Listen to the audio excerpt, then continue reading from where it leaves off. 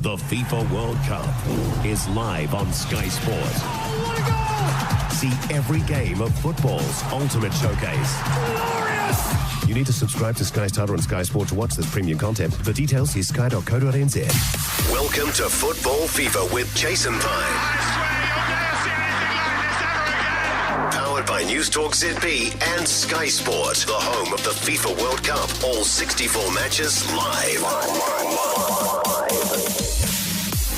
Welcome into Football Fever, your daily World Cup podcast in association with Sky Sport. David Choate and Jason Pine with you, wrapping the day's action. 2018 runners-up Croatia are through to the quarterfinals at the expense of Japan on Sky Sport. A sea of Croatian celebration for Japan. It's the old familiar tale. The last 16 proves the limit once again. Our first penalty shootout of the tournament. Croatian goalkeeper Dominik Livakovic was the hero, saving 3 penalties, 1 all after 90 and 120 minutes. Croatia deserved it, did they, Chody? Yeah, they did. We've been using that adjective. Oh, I have, haven't I? The adjective good. Gee, they were good today, Piney. They were still good. Are they great? Because I think you've got to be better than good to win a World Cup. They're good enough to just keep going. Early in the tournament, I talked about that midfield trio, and I still think that's what makes them tick. They are metronomic. They are they're a good side. The Japanese bow out, both metaphorically and physically, if you've seen their cultural display is to bow on the side of the field. Well, they bow out, having given it everything. Huge fighters, the Japanese, earned a few fans, but Croatia go on, so those in the red and white checks will be starting to believe. Yeah, they will indeed. Japan were probably the livelier side. They certainly took a deserved lead just a couple of minutes before half-time. Daisen Maeda with the goal, but then Croatia's equaliser, courtesy of Ivan Perisic's brilliant header. He's now scored more goals at major tournaments than any of his countrymen. 10 of those now, overtaking Davor Šuker's record of 9. You talk about Croatia and how metronomic they are and how good they are and how they get things done. 7 of their last 8 tournament knockout games have gone to extra time. They don't mind the extra 30 minutes, Chody. Unfazed, aren't they? You saw them even sort of as they came out for extra time. There's no fear. And I even thought at the penalty space, you look into the eyes of the penalty takers and there's a calmness, almost a deadness in their eyes that says, I'm going to score a penalty. And saying that, Livakovic, he takes the plaudits. 3 saves, which he did in another tournament earlier. It was at the Euros. Yeah, I think you're right. In the Euros, I think he saved 3 penalties in a penalty shootout. So should they go to penalties again, they hold no fear for them. This stat interested me. Each of the last 7 penalty shootouts at the World Cup have been won by the side kicking second. Is there something to that, or is that just a total coincidence? Given the time of these matches, I was sitting on the couch with my wife this morning, Piney, and when they took the penalty order, I said, "Oh, you always want to go first. You put the pressure on them." That was my instinct. My instinct was say, take the first penalty, score it, and put the asset on the other team. But that stat belies that, doesn't it?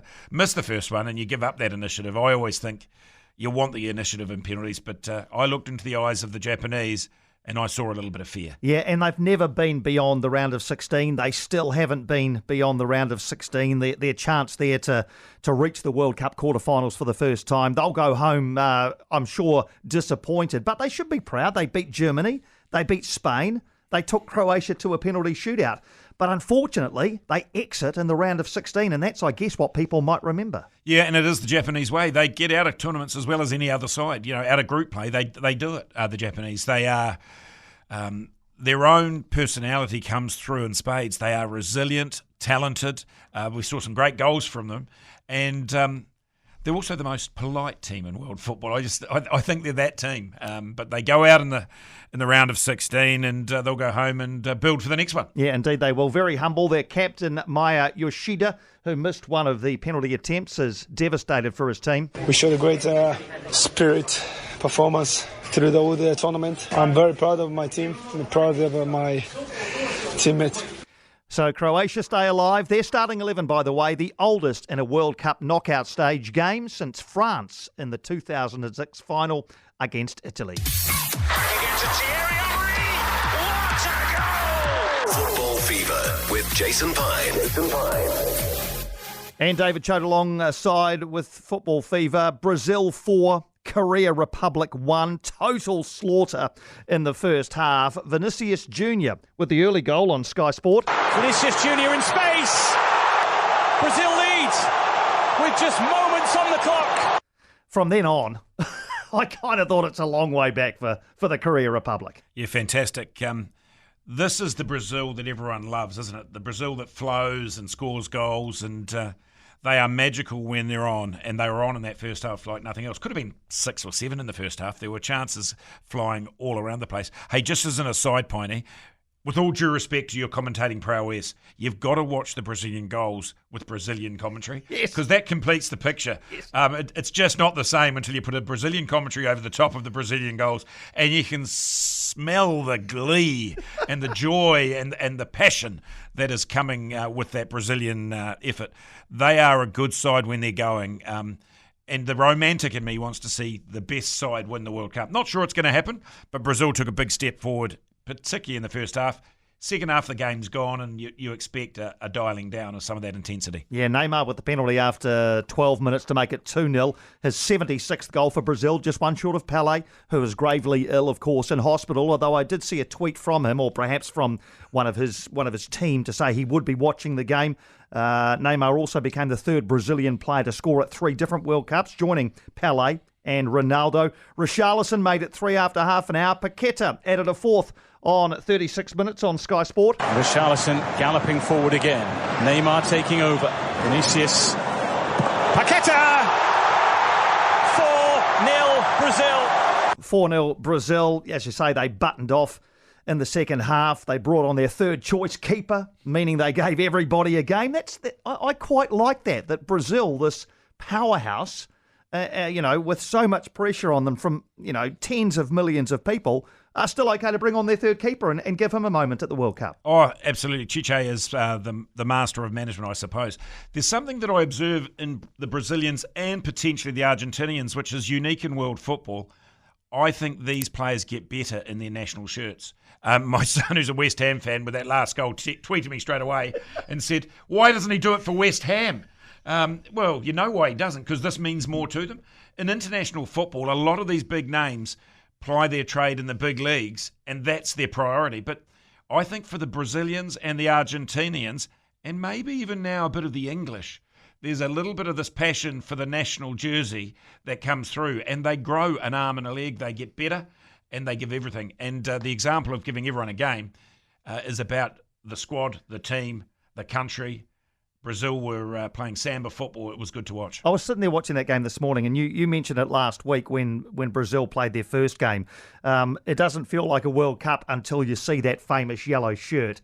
And when you're looking up at a TV and watching a football game and that yellow shirt is there, you simply can't tear your eyes away from it. Anything could happen. Yeah, fabulous. Favourite goal was the Neymar one for me. Just the side foot first time. It looks like a training park exercise, and you know how hard that is to do, to get your time and space. And when you're side foot finishing and wheeling away, you know you're in good nick. Yeah, I enjoy them, and my heart goes with them. Yeah, indeed. They only scored 3 goals in 3 group games, so clearly they were keeping their powder dry. 4 in 36 minutes here. Korea Republic pulled one back after 76 minutes. Nice goal too, so nice for them to go home with something. But they were always up against it, weren't they? I didn't see any odds pre-game, but only the most optimistic of Korea Republic fans would have expected them to get close to a pretty rampant Brazil side. Yeah, I had a mate with a multi that had Japan and South Korea, and he said it's paying huge money. And I said, well, there's a surprise. Why would it be paying huge money for Japan and South Korea to get over Brazil and Croatia? The cream always rises. So Croatia will face Brazil in the first quarter-final, 4 a.m. Saturday morning New Zealand time. And we know we've already got Argentina v the Netherlands and France v England.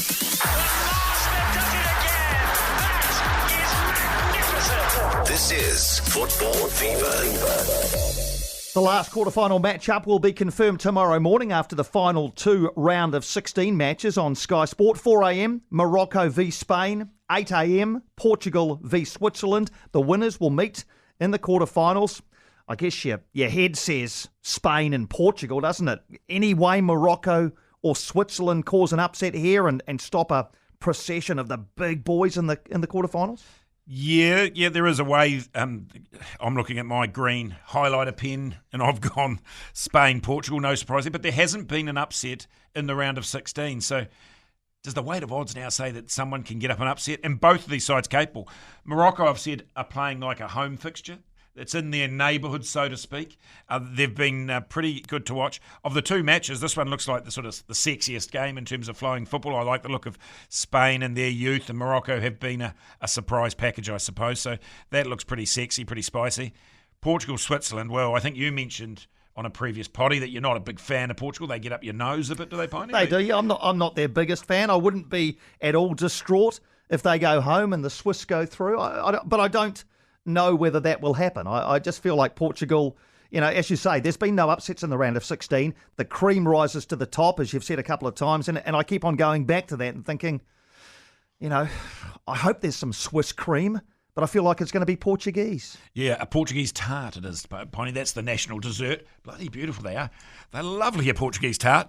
I don't think they'll be eaten by the Swiss. I think Portugal will go through. I think Spain will go through. And I think that sort of starts to line up a quarterfinal grouping of the world's best football teams. It certainly does. So 4 a.m. tomorrow morning on Sky Sport, Morocco, Spain. 8 a.m. Portugal, Switzerland, and into the quarterfinals, the winners go to join Argentina, the Netherlands, France, England, Brazil, and Croatia. We have the heavyweights. The cream is rising to the top. Enjoy your day, Chody. We'll do it all again tomorrow. Super excited for it, Piney. Look forward to it. The FIFA World Cup is live on Sky Sport. See every game of football's ultimate showcase. Glorious! You need to subscribe to Sky Starter and Sky Sport to watch this premium content. For details, see sky.co.nz.